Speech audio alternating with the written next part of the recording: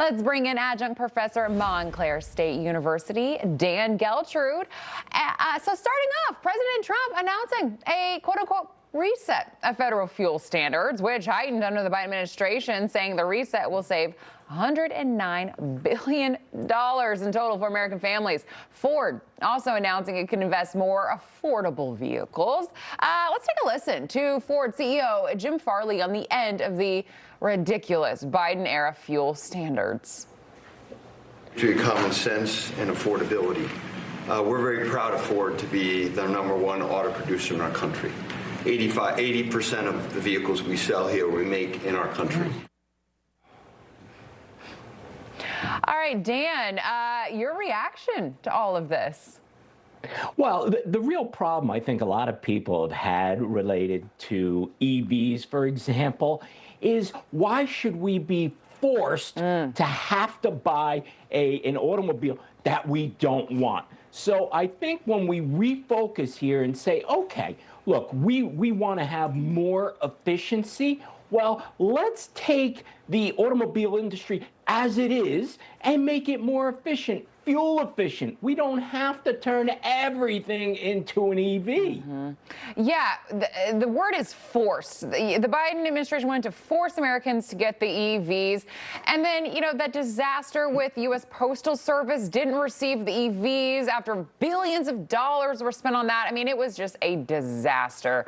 But moving on, so sports merchandiser Fanatics, we all know that brand, announcing it will launch a new betting platform in 24 states. The platform will allow people to trade on events in sports, finance, culture, and will also launch segments across the country over the next several days.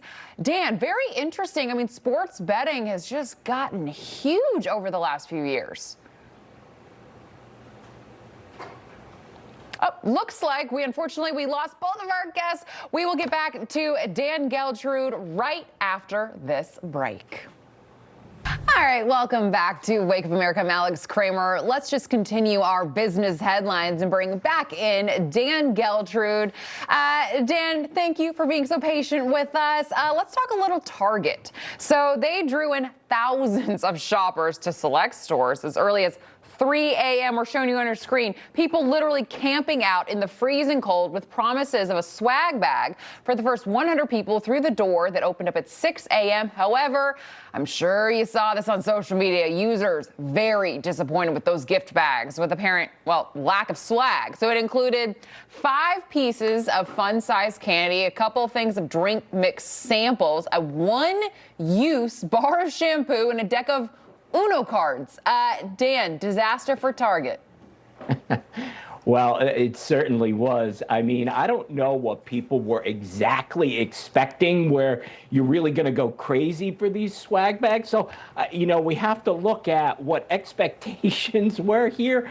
I don't quite understand it, but it definitely is a PR nightmare for Target here. So hopefully if they're going to do something like this again, they're going to have something of real value in these swag bags so you don't have this massive disappointment. Yeah, I'm trying to make it positive. I'm hoping maybe people went into Target, spent some money, added to our economy. I think that maybe that's a positive part of this. But let's bring in the other half of our money men, business and markets analyst and NewsMax contributor Seth Denson. Seth, it is so nice to see you. The alarm. Where's the alarm? Nobody called to wake me up. Seth, you look very much awake. We love having you here, the other half of our duo.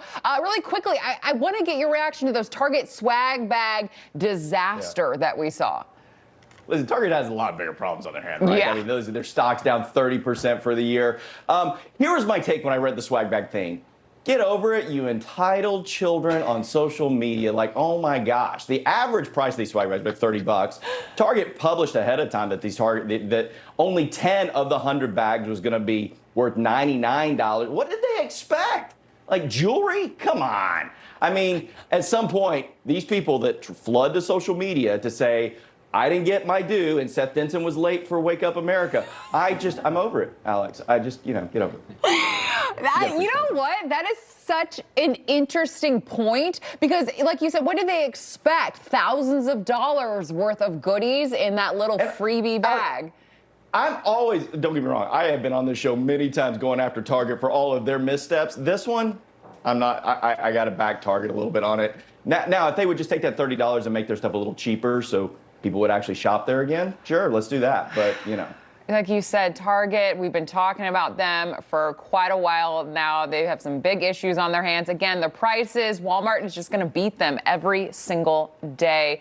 Dan Geltrude, Seth Denson, I wish we had more time with you both. Really, really appreciate it. Hopefully you can come on again very soon.